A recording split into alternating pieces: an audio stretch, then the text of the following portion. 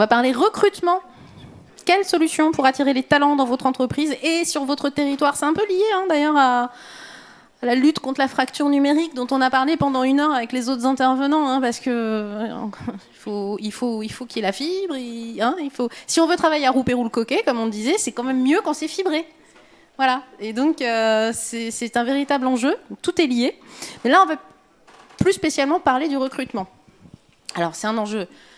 On le sait pour le département, pour la ville du Mans, pour l'ensemble des collectivités qui communiquent beaucoup autour de l'attractivité de nos territoires, et elles ont raison. On peut penser à des formules comme Sarthe Me Up, aux affiches qu'on voit dans les couloirs de métro, Lancez-vous en Sarthe, à la formule Off Course Le Mans surprend, qui deviennent des marques finalement. Alors oui, c'est bien pour ce territoire. C'est bien de mettre cela en avant parce que le territoire, comme d'autres, a des atouts, mais il faut le faire savoir. Et il faut le faire savoir aux talents. Et ça, c'est un autre sujet. Les talents, on veut les attirer ici. Puis une fois qu'ils sont là, on aimerait qu'ils restent. Et puis qu'ils restent dans les entreprises, et puis qu'ils restent dans le territoire, et puis qu'ils développent les entreprises, etc., etc. Bref, que ça devienne un cercle vertueux. Tout cela, ça fonctionne si les entreprises mettent aussi en place de nouveaux outils, souvent, et de nouvelles manières de faire du recrutement. Ou en tout cas qu'elle le pense, ce recrutement. Même si ce n'est pas nouveau, en tout cas que ce soit pensé. C'est un véritable enjeu. Je vous vois réagir du côté d'Étienne Richard. On va en parler. Dans ce domaine, les outils numériques, bien évidemment, apportent des solutions, on va le voir. Donc 4 entreprises sont représentées sur ce plateau. Allez, je commence par le monsieur, Étienne Richard, directeur opération chez Pay & Co. Alors vous allez nous expliquer ce qu'est Pay & Co. C'est vous accompagner les entreprises dans leur gestion de la paye et du social. Avant, on appelait ça la compta. C'est un peu ça? Pas tout à fait. Une partie de la gestion, la gestion de la paye, tout simplement. Bon. Vous allez nous en parler. Gabriel Rodier, vous avez créé la plateforme Internet SwitchUp. Vous faites partie du village by CA Atlantique Vendée à Nantes. Exactement. Switch-up.fr. Là, on est dans la culture du changement aussi. Vous allez nous expliquer de quoi il retourne. Parce que là, vous inventez une solution et de la facilitation pour accueillir les nouveaux arrivants sur un territoire. On est embauché par une entreprise, on arrive, on ne sait pas qui, quoi, comment, à part le boulot le matin, on ne sait pas quels sont les réseaux, qu'est-ce qui peut faciliter l'implantation sur notre territoire et vous apporter une solution. C'est intéressant, on va en parler. Rachel Altmeyer, vous êtes présidente de Gibraltaz. Alors, dans une région chère à mon cœur, la Lorraine, vous faites également partie du village by CA Lorraine, donc dans le 54, c'est la Meurthe-et-Moselle. Votre entreprise est à Maxéville et Laxou, pour les gens qui connaîtraient un petit peu le territoire. Vous êtes le premier centre de ressources inclusif des métiers du numérique dans le Grand Est. Et vous faites notamment de l'insertion de personnes et reconversion dans les métiers du numérique. L'idée étant de mixer les publics. Vous ne faites pas que ça, mais vous faites ça aussi, on va en parler. Et puis enfin, Béatrice Revol, vous êtes la DRH d'une entreprise qu'on connaît bien ici dans le département de la Sarthe, O2 Care Service. WeCare, c'est 18 000 collaborateurs, O2, c'est 14 000 collaborateurs, si je ne dis pas de bêtises, 360 agences sur le territoire, 450 personnes au Mans. Vous allez inaugurer cette semaine d'ailleurs un tout nouveau bâtiment Gare Sud absolument magnifique où vos 450 collaborateurs pourront... et d'ailleurs, je pense qu'ils sont déjà sur site potentiellement ou pas encore. Oui, voilà. Donc, et vous vous êtes développé évidemment très très vite. Vous avez dû répondre rapidement à une double problématique, le prospect client et le recrutement de nouveaux collaborateurs. Voilà pour votre présentation sommaire. Mais on va commencer donc avec Étienne Richard, donc directeur des opérations chez Pay & Co. Alors, déjà, concrètement, Pay & Co, c'est quoi? Vous faites des fiches de paye pour les entreprises, c'est ça? Oui, c'est cela en quelque sorte. Ouais. Effectivement, nous sommes spécialisés dans l'externalisation de la paye. Donc, on s'adresse aux entreprises et aux cabinets d'expertise comptable qui nous confient le traitement de la paye au sens large et l'accompagnement et le conseil juridique qui va autour des contrats de travail, des recrutements et des procédures, on va dire, au sens large. Votre développement, à vous, il est vertigineux. En 18 mois, vous êtes passé de 3 à 26 et 30 personnes. C'est ça, c'est cela, tout à fait. Comment on fait concrètement? C'est compliqué. La structure a été créée effectivement par les 2 cofondateurs en septembre 2019, mais a réellement démarré en mars 2020. Et donc la structure a démarré avec 3 personnes.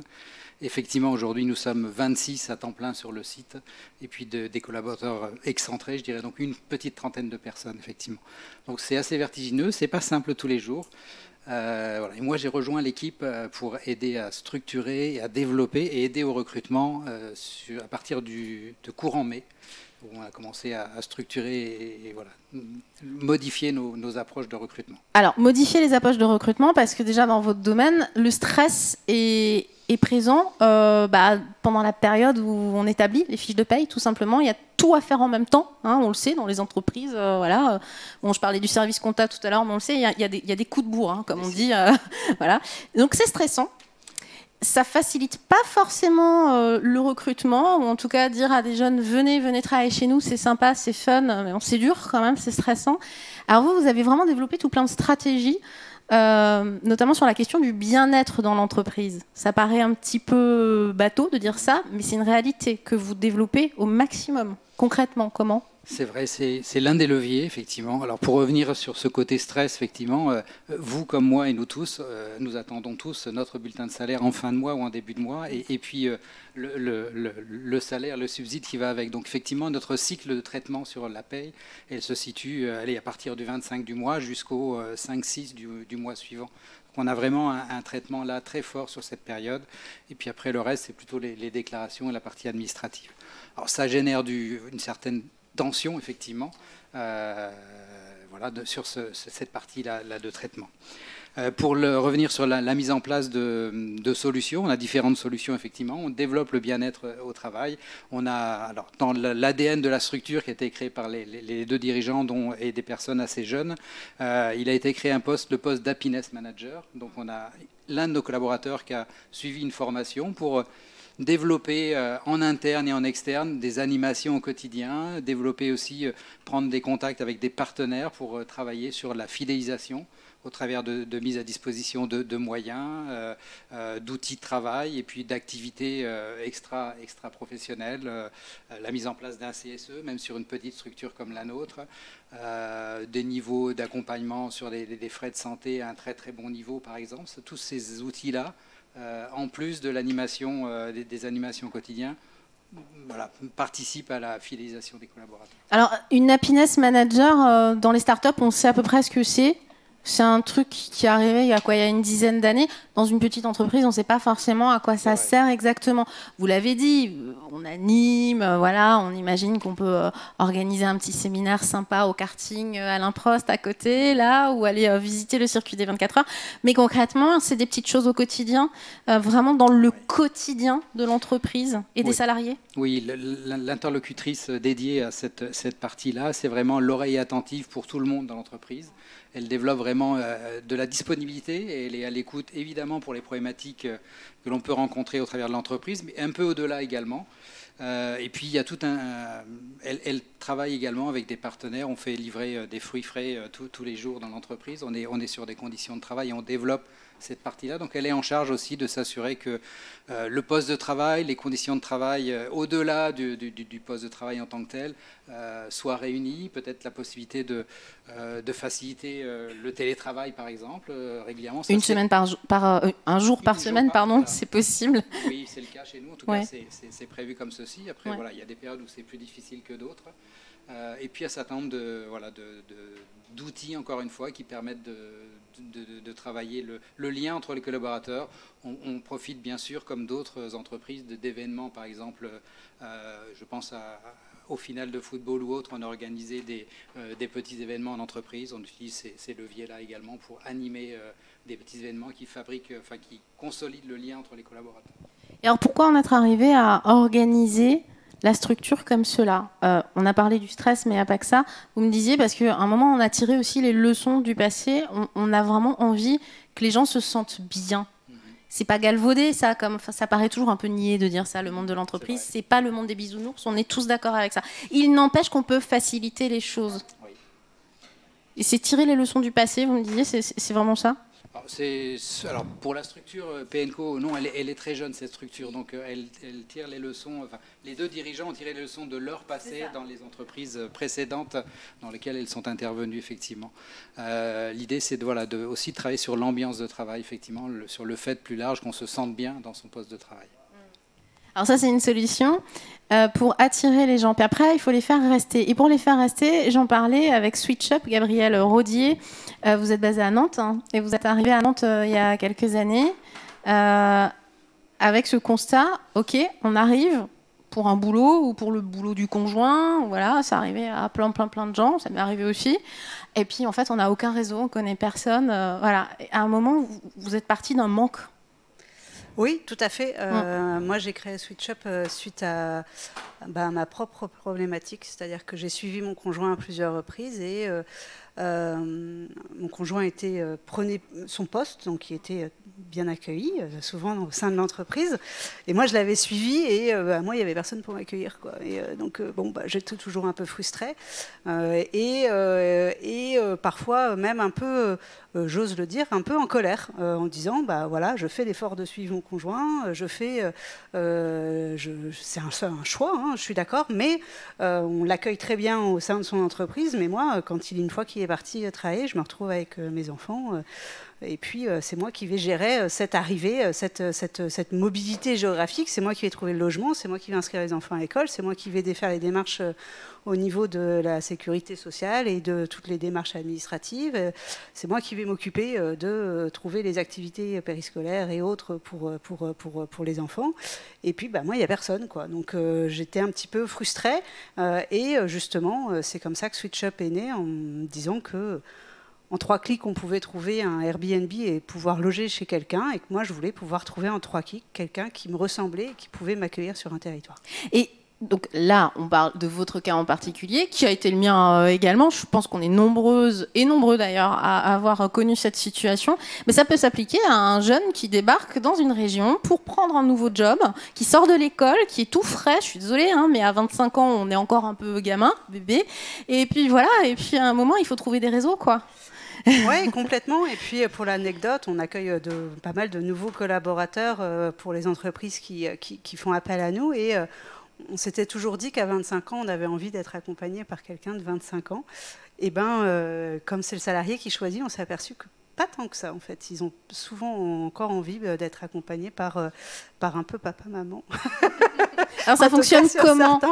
Concrètement, la plateforme fonctionne comment ? C'est pas du tout numérique, c'est le numérique au service des gens. Ouais, c'est-à-dire qu'en fait, notre plateforme, ce sont les entreprises, les RH qui allouent des services aux nouveaux collaborateurs qu'ils souhaitent faire venir sur un territoire. Et c'est le salarié qui va choisir la personne qui lui correspond sur le territoire pour justement délivrer cette prestation de service qui est suivie au fur et à mesure. Voilà.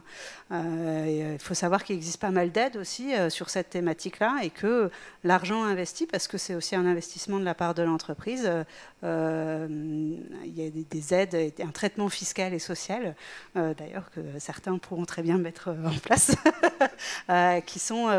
qui peuvent être intéressants. Donc ça vaut le coup d'investir pour bien accueillir au sein de l'entreprise, mais au sein du territoire, parce que souvent on décide de rejoindre une entreprise pour un ensemble, pour un projet professionnel, pour les gens qui font partie de l'entreprise, mais aussi pour la qualité de vie qu'on va avoir. Et c'est sur ce point-là qu'il faut aussi pouvoir miser quand effectivement on est aussi une petite structure. C'est des choses qui sont accessibles pour tout le monde. Donc, voilà. Et donc votre plateforme, elle est communautaire et elle travaille sur 5 thématiques. Vos collaborateurs, on peut parler de collaborateurs sur la plateforme ? Alors, non, sont des accueillants. Des accueillants acceptent de travailler sur 5 thématiques, en fait. Alors, en fonction de leurs compétences, oui. En fonction de leur savoir-faire oui. et de leur savoir-être, de ce qu'ils ont envie de faire, ils peuvent effectivement intervenir sur 5 thématiques.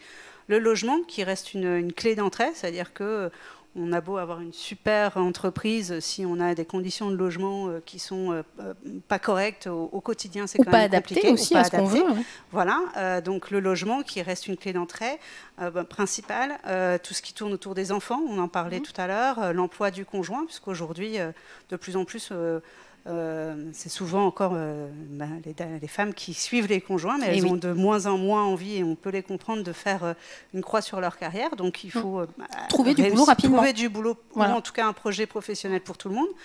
Les démarches administratives, quand on a besoin d'aller chercher des compétences, notamment par exemple à l'international, et l'intégration sociale et culturelle, puisqu'on en parlait tout à l'heure, il y a une vie en dehors du travail, et donc c'est aussi tout ce tissu et ce lien avec les gens avec qui on travaille, mais aussi en dehors, qui fait qu'on a envie de venir, mais surtout qu'on reste. Vous l'avez créée quand, l'entreprise ? Je l'ai créée, donc je l'ai lancée en 2017. D'accord. Voilà. Et aujourd'hui, vous êtes implanté à peu près sur tout le territoire national ? On accueille partout en France, on travaille pour une 60aine d'entreprises et on a mis nos outils à disposition de 2 territoires, puisqu'on est donc les opérateurs d'accueil pour la métropole de Tours et depuis la semaine dernière pour Nantes-Saint-Nazaire. Rachel Altmeyer, on continue un peu le tour de table, présidente de Gibraltaz, je l'ai dit, le premier centre de ressources inclusif des métiers du numérique dans le Grand Est. Alors vous, l'innovation, elle est dans l'organisation du travail. Il y a une innovation sociale, il y a une innovation managériale. Expliquez-nous. Parce que vous êtes vraiment sur tous les fronts. Et en plus, vous êtes sur une problématique transfrontalière. Exactement. Parce que vous êtes implanté à la frontière avec le Luxembourg, où notamment dans les métiers du numérique, il y a du niveau et les jeunes, ils gagnent bien leur vie là-bas. 3 fois plus qu'en Lorraine. France. Hein. Ouais. Donc pour être sur les listes des recruteurs intéressants pour les jeunes diplômés, il fallait réussir à mettre en place d'autres choses, d'autres facteurs d'attractivité. Alors, on est entreprise de services numériques, donc dans le numérique, dans la technologie, par définition, par nature, on est un peu attractif. Mais on s'est vite rendu compte aussi que, bien sûr, il y avait une population de travailleurs qui étaient intéressés, motivés par l'appât du gain, par ce qu'offrait le Luxembourg. Alors en fait, on a vraiment l'attractivité du Luxembourg, mais on a également la Belgique, on a également l'Allemagne, et puis un peu plus loin la Suisse. Donc nous, de toute façon, sur la matière des salaires, on ne peut pas rivaliser. Donc on s'est vite rendu compte, comme je le disais, qu'il y avait un autre facteur d'attractivité pour les jeunes et les moins jeunes, c'était l'utilité sociale dans leur travail. Il y a des gens qui veulent travailler pour gagner de l'argent, puis d'autres qui veulent donner du sens à leur travail au quotidien et avoir une forme d'utilité sociale en aidant leurs prochains.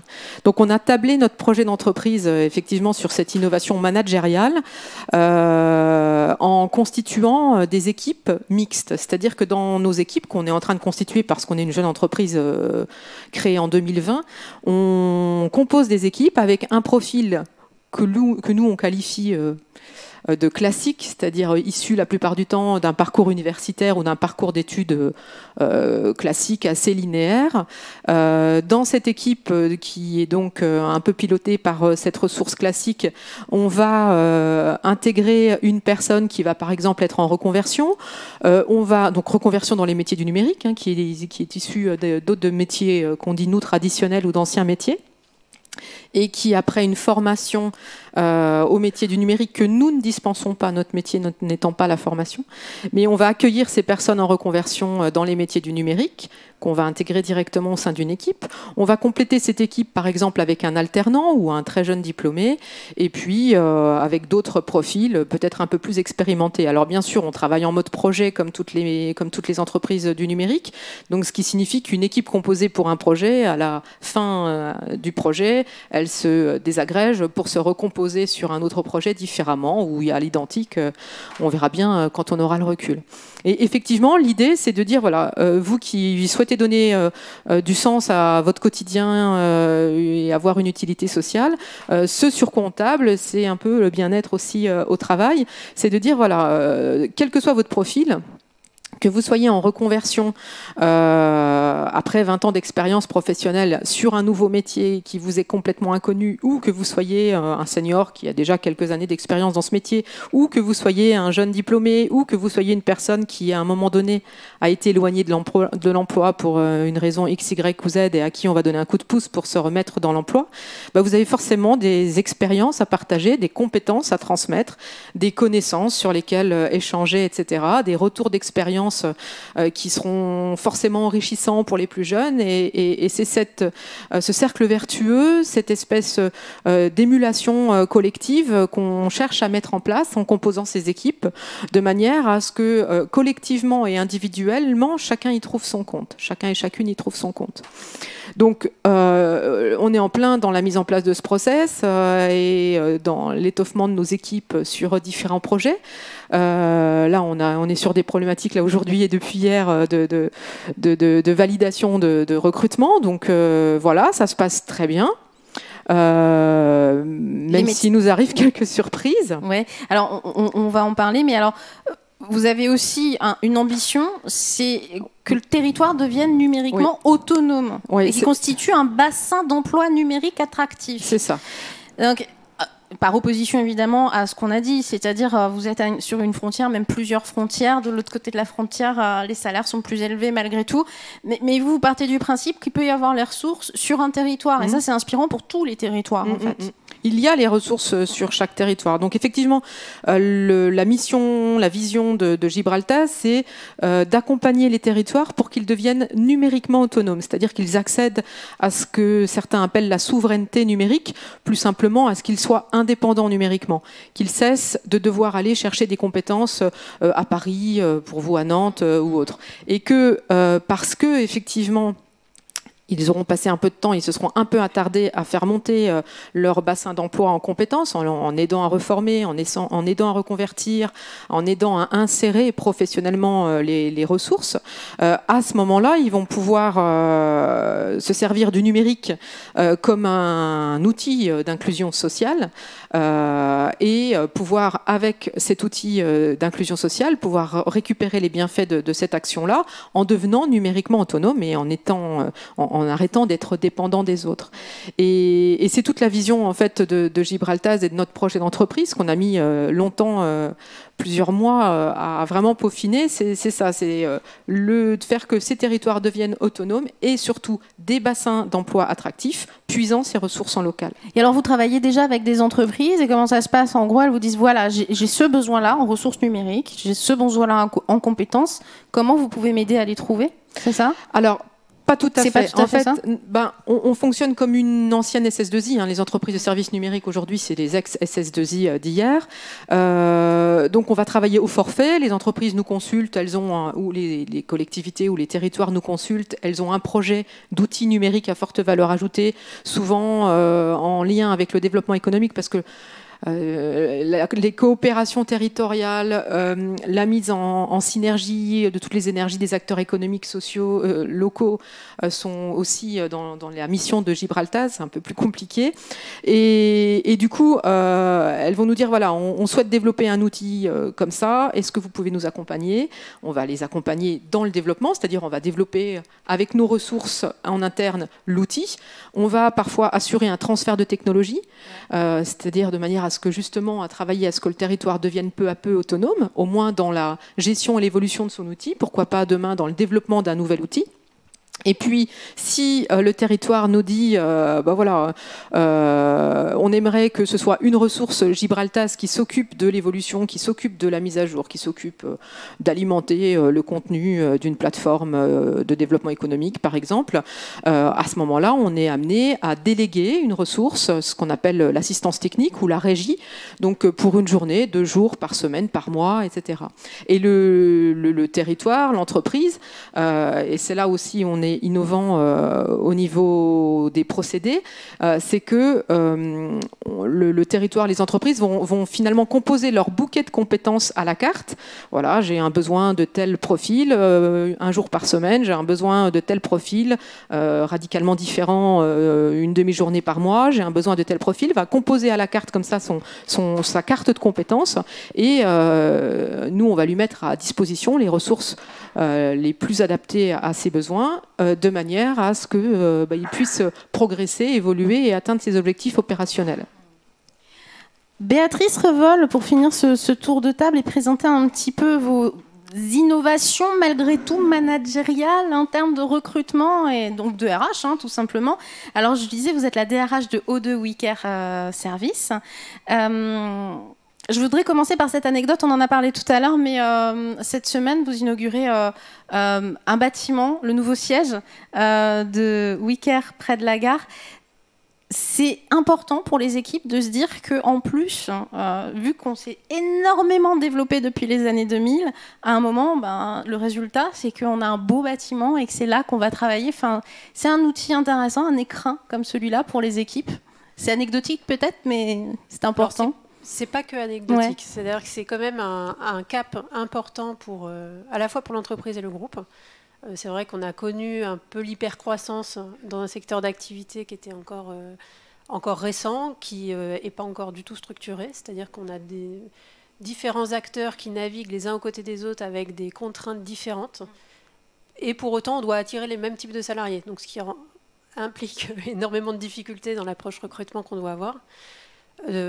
C'est un point d'étape dans la structuration de notre groupe aussi, de la taille de l'entreprise. C'est une symbolique forte aussi en termes de transversalité, puisque je ne sais pas si certains avaient vu nos anciens locaux, mais on était un peu dispersés dans plusieurs bâtiments et on avait l'impression parfois que d'un bâtiment à l'autre, on avait une culture différente. Donc c'est redonner un peu cette unité sur l'ensemble des équipes, qu'on impulse sur l'ensemble du groupe aussi, puisqu'on a vraiment une notion de groupe qui devient de plus en plus forte, mais pouvoir la vivre aussi au quotidien. Et finalement, le fait de se retrouver sur un même site, on redécouvre aussi des gens, on découvre des têtes, et on crée des nouvelles synergies on facilite le travail aussi en transversalité. Donc le lieu de travail est important, et ça on le dit jamais assez, mais c'est important de se sentir bien dans son bureau. Vous répondez à une double problématique en termes de recrutement, parce que en fait vous cherchez des clients et en parallèle les collaborateurs. Tout se fait en parallèle en fait. Vous avez deux canaux comme ça qui se font face tout simplement. On est effectivement en flux assez tendu, c'est-à-dire que si on n'anticipe pas le besoin en ressources et qu'on décroche le client, forcément au bout d'un moment on va perdre le client parce qu'on n'aura pas d'intervenants ou de personnes à envoyer chez le client. Donc on est obligé de développer ces deux canaux en parallèle, au même rythme ou même avec un peu d'avance sur le recrutement de nos intervenants, c'est-à-dire les salariés qu'on va envoyer prester chez les clients, avec des problématiques de bassin d'emploi qui peuvent être très différentes entre des milieux un peu plus ruraux, des milieux plus citadins, des besoins de véhicules, pas de besoin de véhicules, des métiers différents, du multimétier, etc. Donc chaque bassin d'emploi connaît aussi ses particularités, et c'est aussi tout le jeu des partenaires locaux à animer pour arriver à se faire connaître au niveau local, pouvoir être très très réactif lorsqu'on a un besoin de ressources plus fort. Nous on sait qu'on a deux pics d'activité très forts qui sont la rentrée de septembre et janvier. Et donc, en fait, on est forcément obligé de composer avec cette agilité-là dans notre approche de recrutement. Alors, on se développe beaucoup en acquisition, bien sûr, client. On a eu par le passé, et c'est toute l'histoire de notre groupe aussi, une facilité de croissance aussi parce que l'acquisition, j'ai envie de dire, le recrutement allait aussi vite que l'acquisition de nos clients. Là, on arrive à un point où on est quand même un peu grand, un peu gros aussi. Et donc, comment on arrive à passer ce cap de taille qui est que dans un développement, au bout d'un moment, finalement, quand on est petit et que ça rentre et ça sort rapidement, qui est le jeu aussi de nos métiers, c'est pas grave. Quand on est beaucoup plus gros, ça prend des dimensions tellement importantes que c'est beaucoup d'énergie pour les équipes. Et là se pose la problématique de manière de plus en plus pressante de comment je fais pour que les gens ne ressortent pas presque aussi vite que comme ils sont arrivés. C'est-à-dire les gens dans les services, donc qui gèrent la structure en fait. Alors à tout niveau. À tout niveau. C'est-à-dire que là, ça concerne beaucoup plus bien sûr les intervenants, parce qu'on sait que c'est une population volatile. Ça concerne également les encadrants d'agence, puisque c'est un métier qui épuise. C'est-à-dire quand il y a beaucoup de départs, on se rend compte qu'on a l'impression de faire toujours la même chose. Et donc forcément, ça peut décourager. Donc comment on arrive à garder motivé et travailler sur les leviers de fidélisation de nos intervenants pour faire qu'on arrive à fidéliser aussi ceux qui gèrent nos agences. Et après, au niveau du siège aussi, la capacité à impulser des choses qui sont réalisables pour les agences avec un volume de recrutement et d'acquisition client important, ce qui fait qu'on n'a pas toujours le temps pour développer de nouvelles choses quand on a le quotidien qui nous prend la majeure partie de notre temps. Et alors, quels outils vous essayez de mettre en place, vous mettez en œuvre justement pour améliorer tous ces process? Est-ce que les outils du numérique déjà sont intéressants, notamment les réseaux sociaux par exemple? Je pense alors à ça. Oui, alors en matière d'acquisition, on était sur une logique, on est encore sur une logique assez traditionnelle, c'est-à-dire on a un besoin, on publie une offre et les CV arrivent, on exploite les CV et si ça va bien, le recrutement se fait. En fait, on se rend compte que ça ne marche plus. Déjà, ça nous fait perdre énormément de temps. Un volume de CV qui arrive qui est monumental. Alors bien sûr, en jouant sur le savoir-faire, sur le savoir-être, pardon. Bien évidemment, tout le monde peut peut se développer grâce à nos méthodes de formation qui sont quand même assez poussées en interne. Pour autant, c'est parfois pas un métier de choix, ce qui fait que les profils ne restent pas forcément longtemps. Donc on arrive un peu à la limite de ce système-là et on travaille de plus en plus aujourd'hui sur un aspect un peu plus qualitatif, aller à l'avant des profils qui sont les profils dont on sait qu'ils resteront chez nous. Donc on développe toute la partie plus analytique, analyser les profils qu'on a qui sont là depuis longtemps, qui sont-ils, arriver à mieux calibrer du coup le type de profil qui aiment nos métiers, pourquoi ils sont là, ce qu'ils sont venus chercher, en quoi c'est cohérent par rapport à leur projet de vie et projet de carrière aussi, pour arriver à cibler mieux notre visibilité. Et donc pour tout ça, c'est un peu simple à dire. Mettre en œuvre pour que ça fonctionne, c'est plus compliqué. On a beaucoup de symétrie dans nos pratiques recrutement avec les actions marketing. C'est en fait des choses qui se transposent assez facilement avec ce qu'on peut faire en RH, c'est-à-dire arriver à bien identifier notre cible, pas que en termes de profil, mais aussi en termes d'humain. Et pour ensuite... C'est-à-dire c'est des savoir-être, du coup ? Savoir-être, type de personne, à quel moment de vie je suis le profil qui... je suis attirée par ce type de métier. On est un métier de sens, c'est-à-dire qu'on ne vient pas... le métier par défaut ne marche plus. C'est-à-dire que la personne qui va nous rejoindre en attendant mieux, elle va rester très peu de temps. Donc ce n'est pas forcément un employé sur lequel on peut miser, un recrutement à faire, mais plutôt la personne qui a envie de venir pour nous parce que le métier a du sens. Je suis complètement en adéquation avec la vision et le message de l'entreprise. Ouais, et en fait, dans mon quotidien, j'ai déjà de la reconnaissance du simple fait de faire mon métier dans la prestation client. Donc ça, et aujourd'hui, vous travaillez vraiment là-dessus, sur ces axes-là. Alors, ça me permet de rebondir parce que, en fait, vous êtes 4 profils très différents. Il y a une chose qui est commune dans votre problématique de trouver des collaborateurs, de les faire rester. Et c'est très, très lié aussi au générationnel parce qu'on est sur une génération qui arrive sur le marché de l'emploi qui souvent ne travaille plus que pour un salaire. Bien sûr, le salaire est important, mais il n'y a plus que ça, il y a le sens. Ce facteur d'attractivité-là, c'est quelque chose que vous partagez réellement, tous les 4. Tiens, je m'adresse au seul homme de la table ronde, Étienne Richard. Oui, on partage complètement cette approche. La question du sens est importante. Ça touche le projet de l'entreprise, la vision des dirigeants de l'entreprise qu'on doit être capable et le projet, du coup, on doit être capable de décliner au plus près de chacun des collaborateurs. Ça, c'est le premier niveau. Donc, il faut être capable d'avoir du recul sur ce projet-là, de l'avoir conceptualisé en tant que dirigeant et de pouvoir le présenter et communiquer autour de ça. Et au niveau de chacun. Ça, c'est très important. Ah ouais, c'est individuellement, donc. Oui, tout à fait. On fait comment? Là, il faut être agile et encore une fois, c'est au quotidien et voilà, c'est dans du temps de disponibilité. C'est quand on sent par des canaux directs ou indirects qu'il peut y avoir une difficulté ou autre, c'est se libérer du temps, c'est passer du temps, discuter, échanger. C'est des échanges informels, c'est beaucoup de choses au quotidien. Donc dans des entreprises qui évoluent très très vite, je pense à la vôtre, je pense à celle de Rachel, évidemment le groupe O2 également, parce que bon, c'est une structure énorme. On est sur la question aujourd'hui de l'agilité et d'un management personnalisé et différent de ce qu'on faisait il y a 10 ans. Complètement. Vraiment. Complètement. Je vois Rachel faire oui de la tête. Dites-moi, Rachel. Oui. L'approche n'est plus du tout la même. Le facteur psychologique est peut-être plus pris en compte, je ne sais pas. Oui, je vois vers quoi vous m'amenez. Effectivement, il y a un facteur psychologique, je partage tout à fait votre point de vue, il y a un facteur psychologique qui est non négligeable et je rebondis sur ce que vous venez de dire où le projet de l'entreprise en termes de management a besoin d'être conceptualisé. Nous, on a vraiment mis du temps, des semaines et des semaines à travailler cette innovation managériale. Il y a un point qu'on n'a pas évoqué, c'est le mécénat de compétences qu'on a mis en place aussi pour permettre à nos salariés, on a calculé notre seuil de rentabilité à 200 jours travaillés par personne, par collaborateur. Et une année de travail, c'est environ 220 jours. Nos collaborateurs sont encouragés à consacrer ces 20 jours à du mécénat de compétences, c'est-à-dire à mettre à disposition leurs compétences techniques, numériques ou autres, on s'en fiche, à la limite, c'est pas le problème. à disposition d'une association, d'une ONG ou de toute structure qu'ils aimeraient accompagner le temps de cette vingtaine de jours.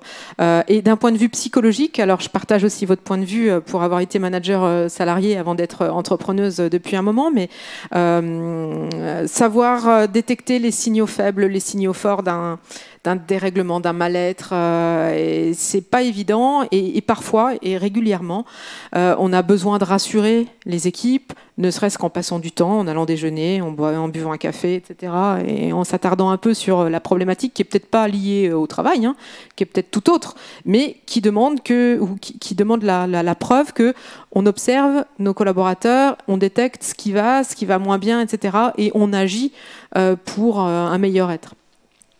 Et ça, c'est des choses qu'on a tendance à faire assez facilement envers de jeunes publics et qu'on a tendance à totalement oublier peut-être sur des personnes qui sont reconvertis, qui ont travaillé depuis une paire de décennies. Donc je rappelle, on travaille sur du multi-âge, nous. Voilà, des publics en reconversion professionnelle. Des publics en reconversion. Et on a vécu la mésaventure il n'y a pas plus tard que 3 semaines, un mois, où on avait intégré une personne qui était avant attachée de direction chez un bailleur social.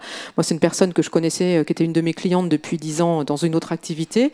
Donc on avait tout misé sur elle parce que j'avais le retour d'expérience de collaboration avec elle qui était vraiment super agréable. Elle était déjà professionnalisée, etc. Et moi, j'ai insisté un peu auprès de mes associés pour qu'on l'intègre en stage une fois qu'elle a terminé ses 4 mois de formation de reconversion. Donc le profil, une femme d'un âge certain, puisqu'elle avait, elle a toujours 58 ans, et en fait elle a tenu 10 jours. Et on s'est pas du tout, à un moment donné, interrogé tous les 3, donc les 3 associés, en se disant, bon voilà, on accueille Martine, ça fait des mois qu'on en parle, elle va être forcément, on est parti du postulat qu'elle allait être forcément ravie d'être avec nous, que le modèle d'entreprise qu'on avait peaufiné, conceptualisé, le bien-être, etc., ça allait lui convenir, parce que ça convenait aux jeunes, donc ça allait convenir aux aînés. Eh ben, manque de bol, non, ça lui a pas convenu du tout, et sans signe. Vraiment sans signe. Elle nous a fait un abandon de poste.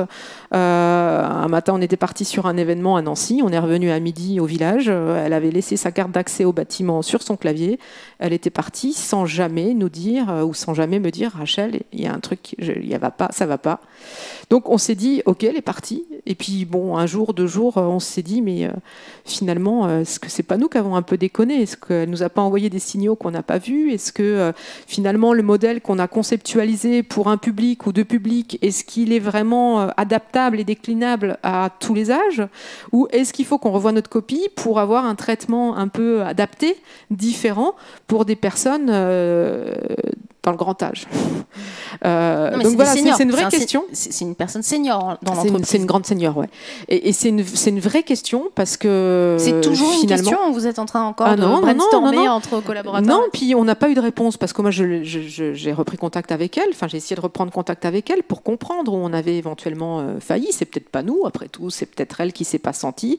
Parce que sur le côté psychologique, faut pas oublier que quand on est en reconversion, on passe d'un état dans un environnement où on maîtrise quand même pas mal de choses, où on a des responsabilités, pour finalement régresser dans un nouveau métier et accepter d'être dans une position un peu moins épanouissante peut-être, où on doit faire, où on doit exécuter et puis forcément penser, pas dans un premier temps, voilà. Et est-ce que c'est une régression qu'elle a mal vécue? Est-ce que ça vient d'autre chose, de l'environnement, du cadre de travail? Parce que vous le disiez, le cadre de travail est très important aussi. Nous, on est dans un village, on est accéléré par le village Baïsé à Lorraine, donc on est en mode start-up, en open space. Est-ce que c'est ça qui ne lui a pas convenu? En tout cas, que ce soit à nous ou aux habitants du village ou aux encadrants du village, elle n'a absolument rien dit. Pas donné de signe. Rien. Comme quoi, le recrutement, c'est pas une science exacte. Ah bah absolument pas. On recrute des humains et il y a les émotions entrent en ligne de compte. Je parle de facteurs psychologiques, parce qu'en effet, c'est clair. Hein, ça entre en ligne de compte.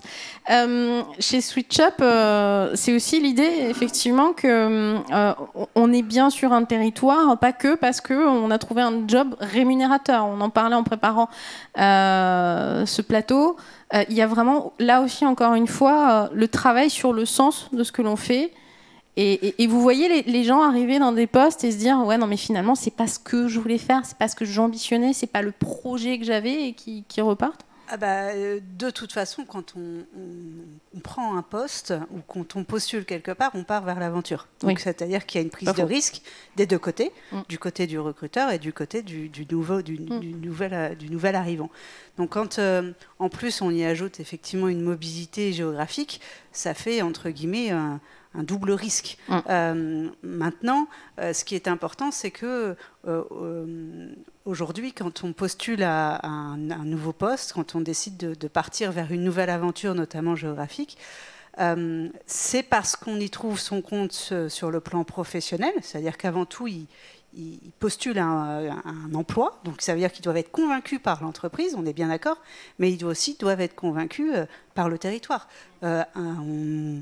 Un super poste dans un endroit où on n'a pas envie d'aller, ça marche pas, quoi. Et inversement, c'est-à-dire qu'un endroit où on rêve d'aller, mais où il n'y a pas d'emploi, ça ne marche pas non plus. C'est-à-dire qu'il faut vraiment les deux. On a peut-être, certains d'entre vous, on se disent qu'ils adoreraient vivre dans les îles. S'il n'y a pas d'emploi, au bout de 3 semaines de plage, oui, non, mais c'est sûr. Au bout d'un moment, il faut manger, c'est bien. À la fin du mois, il faut remplir le frigo. Ouais. Voilà. Et inversement, un super poste dans une super entreprise, alors j'allais dire en région parisienne. À Nancy, pourquoi pas? Non, à Nancy, il y a des super endroits à Nancy. Voilà, mais après, on a aussi plusieurs... on a des cycles, on en parlait, il faut recruter la bonne personne au bon moment. C'est-à-dire qu'à 20 ans, on n'a pas les mêmes envies qu'à 25 ans, qu'à 30 ans, quand on est célibataire, quand on a des enfants, quand on a vécu à l'étranger. Voilà, donc c'est réussir à aligner tout ça, le bon poste avec les bonnes équipes au bon endroit et au bon moment. Donc c'est vrai que ça fait beaucoup de contraintes. Maintenant, si on est organisé et qu'on sait exactement en tant qu'entrepreneur, en tant que recruteur, ce qu'on est capable de fournir et de mettre en avant son entreprise et de mettre aussi en avant son territoire avec réellement les avantages de celui-ci, c'est le meilleur moyen de bien recruter. Voilà. Béatrice Revol, ça veut dire qu'on doit forcément, si on veut développer son entreprise sur un territoire donné, c'est le cas, travailler aussi avec les collectivités, avec les représentants des territoires pour créer des synergies, pour créer des liens. Ça dépend ce qu'on cherche. Ça dépend ce qu'on cherche, oui, bien sûr. C'est-à-dire que dans nos métiers, oui, c'est incontournable parce qu'il y a plein d'acteurs locaux qui accompagnent les populations qu'on va chercher. Donc c'est aussi en fonction des types de profils qu'on a envie de capter.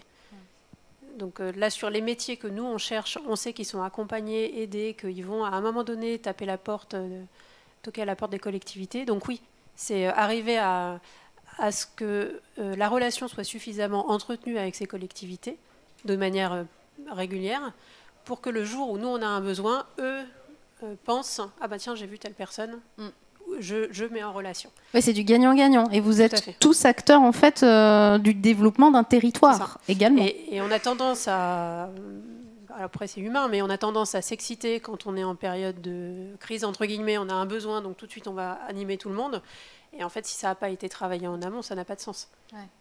Donc ça, c'est du quotidien, c'est du récurrent, c'est de la relation. Après, le recrutement, ça reste de toute façon, j'ai envie de dire, un matching entre deux parcours de vie. Le parcours de vie au stade où en est l'entreprise et le parcours de vie du candidat. Au moment où il en est dans sa propre réflexion, dans son projet pro, et c'est une confrontation de valeurs après. Ce qu'on observe beaucoup dans nos recrutements, c'est que si l'adéquation de valeurs se fait, on capte le candidat. Après, toute la difficulté, et c'est aussi pour ça, je pense qu'on travaille tous sur la qualité de vie, c'est faire en sorte que ce qui est visible de l'extérieur soit concrètement cohérent avec ce qui se vit à l'intérieur. Ah oui, sinon c'est délétère. C'est délétère. Ouais. Et pour le coup, nous on observe aussi que les locaux ne suffisent pas.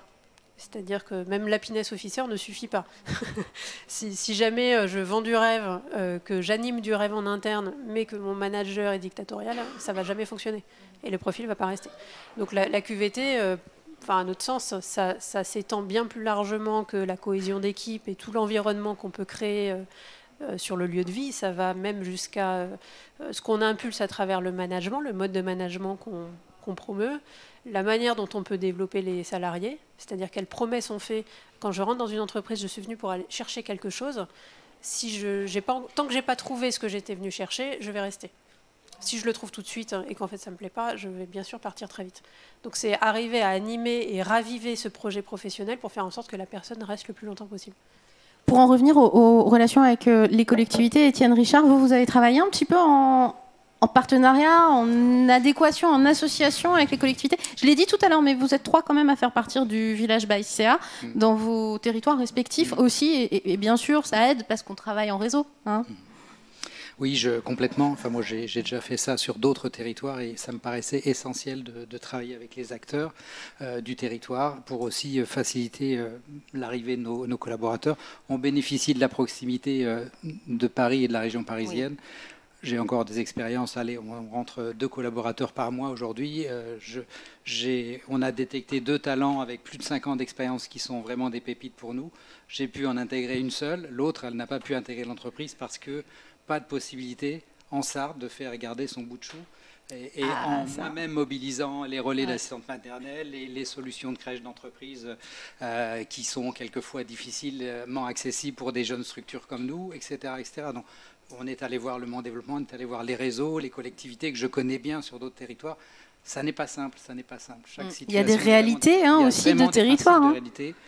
On peut parler du désert médical qu'est la Sarthe, par exemple. On ne va pas se mentir. C'est vrai que ça ne facilite pas forcément la venue de certains collaborateurs. En tout cas, c'est essentiel de travailler avec les différents partenaires. Je rejoins complètement les uns et les autres de travailler en mode de réseau pour faciliter. Et donc, parce qu'on nous vend souvent aujourd'hui le job sur le bon coin.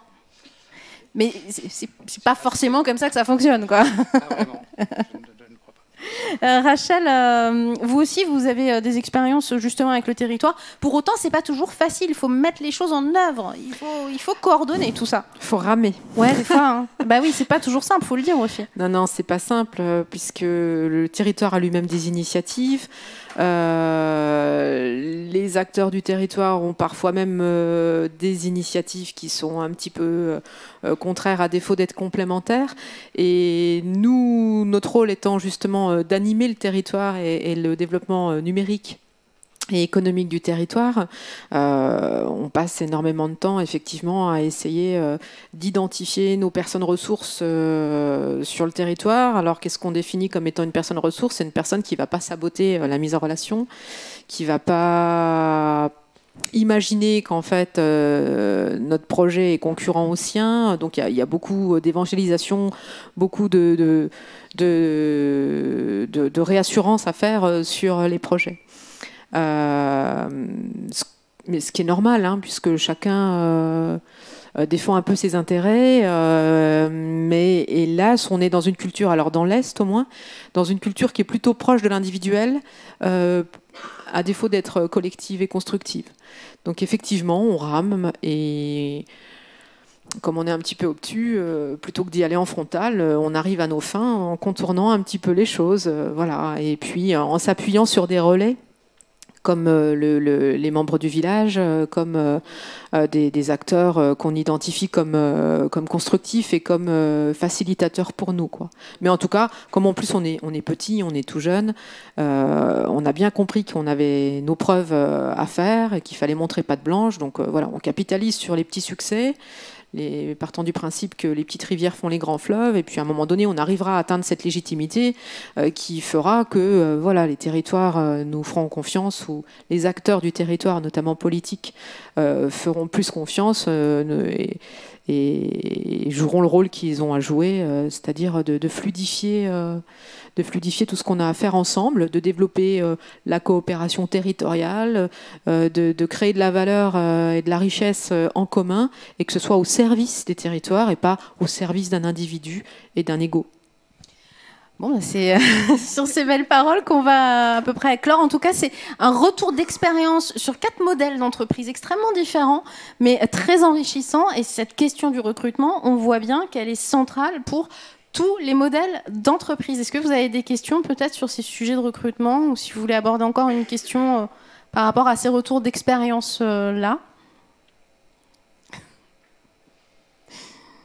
Je vois Line Vue qui réfléchit, mais alors ça fait 1 heure qu'elle prend des notes et ouais, je balance. En fait, j'étais en train de me demander si il y avait entre guillemets un turnover acceptable compte tenu de la conjoncture et de l'agilité aussi des candidats, quoi. Parce que effectivement, ils sont soit eux ont mal profilé l'entreprise ou l'inverse.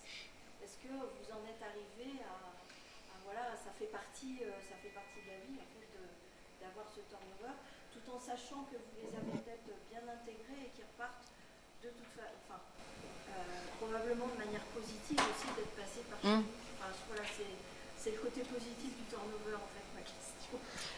Alors, je pense qu'il y a 2 choses dans la question. Il y a d'abord, est-ce que le turnover peut être acceptable? J'ai envie de dire, ça dépend jusqu'où on grignote sa marge, quelque part. Parce que le recrutement a un coût, et le turnover a un coût important. C'est-à-dire qu'on perd... Vous parliez de recrutement autre que classique, oui. Où justement... Alors, en fait, sur le qualitatif, on se dit, on a des actions de recrutement qui sont engagées. Donc, parfois, effectivement, on a des CV intéressants, on n'a aussi pas de besoin immédiat, et on sait que comme la population elle peut être volatile, quand on a besoin d'un emploi c'est plutôt tout de suite, c'est des profils qu'on perd parce qu'à ce moment-là, au moment où ils nous envoient le CV, on ne peut pas répondre. Donc là on est en train de tester une solution de fidélisation des candidats qui est nouveau, c'est-à-dire on personnalise la réponse à la candidature en leur disant finalement votre CV est très intéressant. D'ailleurs, je vous donne quelques conseils sur votre recherche d'emploi si besoin. Et puis, d'ailleurs, souhaitez-vous qu'on vous pousse régulièrement nos offres? Comme ça, si jamais en fait, on les tient en éveil sur l'activité de l'entreprise, on les tient en éveil sur les offres d'emploi en leur disant, même si vous acceptez un job autre part, soyez attentifs. Chez nous, ça peut aussi, à un moment donné, se libérer et vous pourriez nous rejoindre. Donc, on teste ce modèle-là aussi, de dire on doit fidéliser nos collaborateurs et donc là on est en train de redéfinir, je ne sais plus qui en parlait tout à l'heure, mais tout le parcours d'intégration parce qu'en fait effectivement le cas qui était cité tout à l'heure sur la personne qui part au bout de quelques jours, on met énormément d'énergie au recrutement et entre le moment où on a fini le recrutement et le moment où elle va arriver, ça retombe un peu et puis quand elle arrive on est super content que la personne arrive et puis on oublie de l'accueillir comme il faudrait l'accueillir. Et c'est là où parfois on se rend compte qu'on a raté quelque chose parce qu'en fait on est beaucoup moins bon sur l'intégration. Donc on définit aussi tout ce parcours-là, puisque la première année finalement du contrat est celle qui va nous permettre de garder la personne le plus longtemps possible. J'ai oublié la deuxième partie de la question. Il y a quand même des gens qui partent pour des raisons complètement extérieures à l'entreprise, pour suivre un contrat, etc. Et est-ce que dans c'est pas vraiment du turnover, mais c'est un bout de chemin que vous avez fait ensemble, et en fait, la personne qui part reste quand même entre guillemets un ambassadeur ou quelqu'un. Oui. Vous avez le sentiment d'avoir fait quelque chose ensemble, quoi. Ouais, en fait, c'est un axe aussi de travail, de dire comment on accompagne aussi les gens au départ, et pas point de rupture. Très bien, c'est ton choix et voilà. Et il y a quand même quelquefois, dans l'acte managérial, un peu de frustration de se dire en fait j'ai mis de l'énergie sur ce profil-là et finalement à la première occasion il s'en va. Donc il y a effectivement bien sûr comprendre pourquoi la personne part. Est-ce que c'est quelque chose qu'on a mal fait, qu'on peut améliorer pour éviter que ça se reproduise sur ce profil ou un profil différent. Et après il y a comment je fais en sorte que la personne parte tellement heureuse de ce bout de chemin fait ensemble qu'elle va devenir promoteur. Et donc, effectivement, il y a tout un travail qui est mené sur les ambassadeurs, la satisfaction client-salarié, comment je parle de l'entreprise et comment je suis engagée en étant en interne, mais je reste engagée même après. Puisque c'est...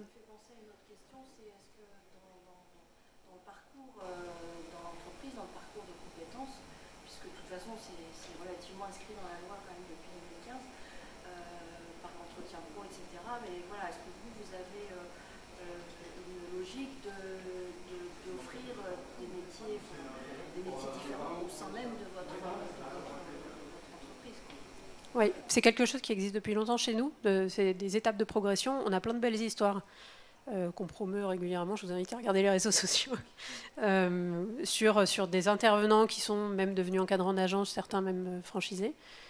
Donc c'est des choses qui existent. On est en train de restructurer un peu toute cette étape-là pour clarifier justement ces parcours. C'est-à-dire que là, on était vraiment sur un mode un peu artisanal. Le manager ou l'encadrant d'agence a identifié que le profil est capable d'eux et promeut son évolution. Là, on est en train d'inverser un peu le mode de fonctionnement pour rendre le salarié acteur de son parcours. C'est-à-dire que ce n'est pas nous qui venons lui dire « je vois que tu es capable de faire ça et donc viens sur ce poste-là ». C'est je repose tous les métiers existants, je fais bien connaître tous les métiers que j'ai dans l'entreprise, j'explique les parcours, c'est-à-dire quel métier je peux faire après ce métier-là, quelles compétences, du coup, dans les entretiens annuels, clarifier les compétences manquantes et comment je vais accompagner cette personne à les développer pour un jour pouvoir prétendre à, et que la personne construise son projet professionnel, c'est-à-dire se dise elle-même vers où j'ai envie d'aller. Et est-ce que c'est quelque chose, une progression ascendante? Est-ce que c'est de la transposition de compétences? C'est-à-dire ce que j'ai appris là peut me servir pour un autre métier complètement différent? Et comment nous, on peut l'accompagner à ça? L'heure est passée. Je vous remercie 1000 fois. Monsieur, mesdames. C'est un sujet vaste et très, très concernant pour les entreprises. Et on voit qu'il y a plein de solutions aussi qu'on peut peut-être piocher comme ça pour essayer de trouver des solutions pour attirer les gens. Il y en a, mais encore faut-il qu'elles soient adaptées à sa propre entreprise, à son propre projet. Et puis ce que je retiens aussi, c'est qu'il faut savoir le transmettre aux futurs collaborateurs ou éventuellement à ceux qui intègrent l'entreprise pour pas qu'ils s'en aillent très vite. Voilà. Donc il y a du boulot. En tout cas, merci de nous avoir fait ce retour sur expérience. Bravo à vous. Bravo à vous. Là, dans quelques minutes, on va parler de complètement autre chose. On va parler growth hacking. On va se demander ce que c'est et comment ça marche. Et c'est une solution pour développer l'entreprise, vous allez le voir. On va se demander aussi si c'est pas tout simplement un peu des pirates, ces gens-là, qui font du growth hacking. Enfin, on va se poser toutes ces questions.